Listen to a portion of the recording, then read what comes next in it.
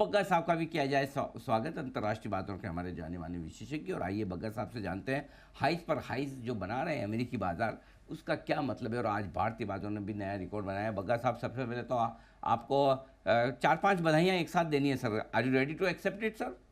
नहीं, बिल्कुल, मैं सवेरे से देख रहा हूँ और सारे अवार्ड्स मैंने देखे और बिल्कुल पर्सनल अचीवमेंट की फीलिंग है अनिल जी हम सब के लिए। आपने ऐसा एटमॉस्फेयर क्रिएट किया है कि all of us feel proud ये देख के। जी अनिल जी। नहीं सर, बिल्कुल बिल्कुल, आपके गाइडेंस की वजह से हम अच्छा कर पाते हैं। और जहाँ भी हमें लगता है कि जहाँ भी बग्गा साहब को लगता है कि हमें कंटेंट में इस तरह का सुधार करना चाहिए, इस डायरेक्शन में प्रोग्राम बनाने चाहिए, वो खुलकर अपने अपने सुझाव देते हैं। और उनको सुझाव को हम आदेश की तरह मानते हैं और उसे लागू करने की कोशिश भी करते हैं। और इस सर आपका पूरा योगदान है, आपका बहुत बहुत धन्यवाद। बधाइयाँ आपको S&P की रिकॉर्ड हाई बनाने की, निफ्टी की रिकॉर्ड हाई बनाने की, और नए वित्त वर्ष की भी। मतलब इसीलिए मैंने कहा एक साथ आपको बहुत सारी बधाइयाँ देनी सर, सारी स्वीकार करें। और अब बताएं, अमेरिका में बार बार लगातार जो लाइफ हाई बन रहे हैं उसके क्या मायने हैं सर? नहीं अनिल जी, देखिए, अमेरिका में जो मुश्किल दौर था वो निकल गया और अब तो रेट कट आने वाले हैं। ये जून में ना भी हो तो अगस्त सितंबर की बैठक में आ जाएंगे। तो उसके चलते मार्केट्स ने पोजीशनिंग की दिसंबर में। थोड़ा बहुत फरवरी में एक डाउट आया जब 2 महीने इन्फ्लेशन के आंकड़े थोड़े ऊपर आए। बट अभी जो फ्राइडे को पावेल का बयान था, उनके जो चेयरमैन है, उनके आरबीआई के हेड, आप कह लीजिए फेडरल रिजर्व बैंक के उनके चेयरमैन, उन्होंने यही कहा कि देखिए, हम भी बहुत सचेत हैं कि बहुत देर तक ये रिस्ट्रिक्टिव रेट रखे तो इकोनॉमी में मंदी आ सकती है, बट जल्दी अगर ब्रेक से पैर हटाया तो इन्फ्लेशन बेकाबू हो सकती है, फिर ज्यादा रेट बढ़ाने पड़ेंगे। अभी जो इन्फ्लेशन आ रहा है उससे हम संतुष्ट हैं। 2 महीने और का डेटा पॉइंट देखेंगे और फिर डिसीजन लेंगे रेट कट पे। तो डेटा बेस्ड है। बट अनिल जी, एक चीज जो अभी मैं कहूंगा कि अप्रैल एंड तक ये बहुत ही मार्केट्स के लिए सामने आ जाएगा, फोरफ्रंट में आ जाएगा, कि पिछली बारी इन्होंने बात की थी क्यूटी की, जो क्वांटिटेटिव टाइटनिंग है, जिसके जरिए फेड लिक्विडिटी घटाता है, अपना बैलेंस शीट कम करता है और बॉन्ड्स जो मेच्योर होते हैं उनको फिर रोल ओवर नहीं करते। इन्होंने बात की थी फेयरली सून। और एक दो जर्नलिस्ट ने उनसे पूछा, भाई फेयरली सून का क्या मतलब है? उन्होंने यही कहा कि Fairlie soon means Fairlie soon. But अब ये उम्मीद है कि 30 अप्रैल और 1 मई को जो उनकी बैठक है, 1 मई को निष्कर्ष निकल के आएगा। जो क्यूटी वो कर रहे हैं, $95 बिलियन वो निकाल रहे हैं मार्केट से, और 1.43 ट्रिलियन निकाल चुके हैं ऑलरेडी। वो क्यूटी का नंबर कम हो जाएगा अनिल जी। तो ईजिंग तो आ रही है, ईजिंग 1 मई को आ जाएगी अमेरिकन मार्केट में। वो काफी प्रोत्साहित करेगी रिस्क एसेट्स को। तो मुझे लगता है यहाँ से ही एक रैली बन रही है और ये मार्केट्स को ये ऑल टाइम हाई से एक और ऑल टाइम हाई की तरफ अग्रसर है। ऑलरेडी अबाउट 22 बारी S&P 500 ऑल टाइम हाई बनाया है पहली तिमाही में।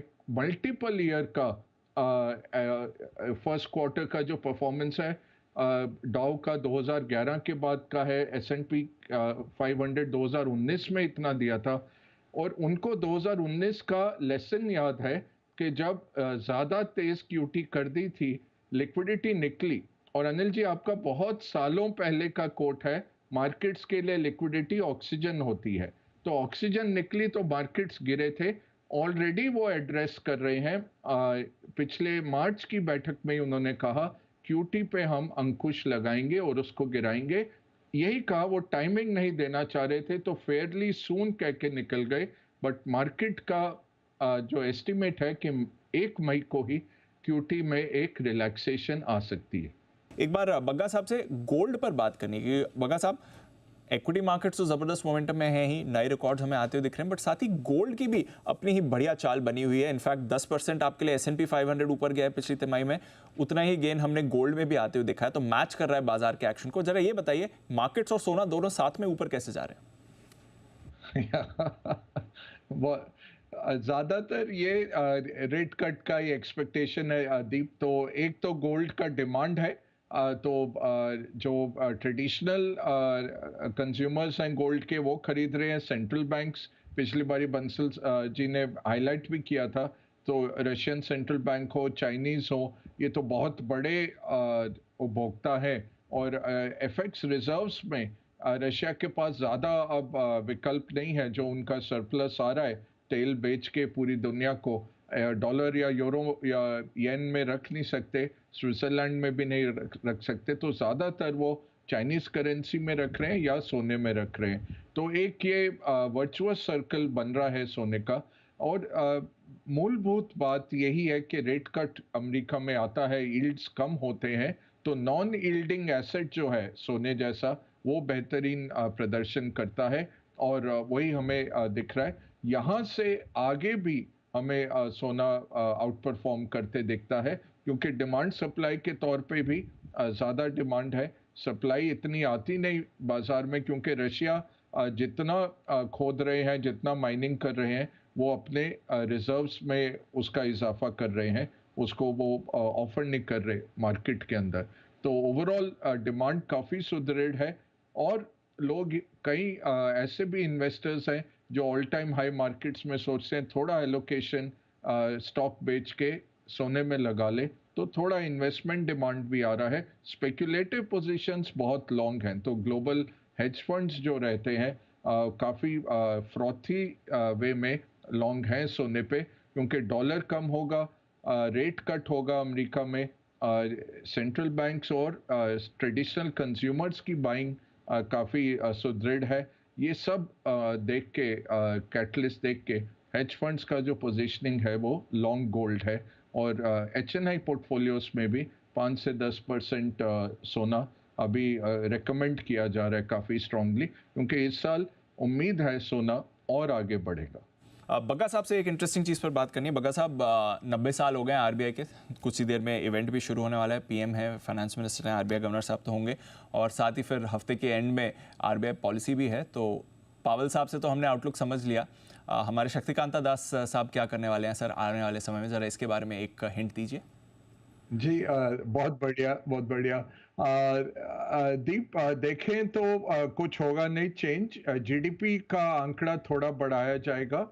इन्फ्लेशन काबू में है। और अच्छी बात क्या है, भारतीय मार्केट्स जो ऑल्सो सलामी दे रहे हैं कि जो पहले रुझान आ रहे हैं मॉनसून के, वो अच्छे आ रहे हैं कि इस साल का मॉनसून नॉर्मल से ज़्यादा होना चाहिए। और वो जो एल नीनो का जो इफेक्ट आ रहा था, वो अब तब्दील हो रहा है ला नीना में। ला नीना जब आता है तब भारत में अच्छी मॉनसून आती है। तो ला नीना इफेक्ट सेट इन हो रहा है। उम्मीद है और अप्रैल मई में हो जाएगा।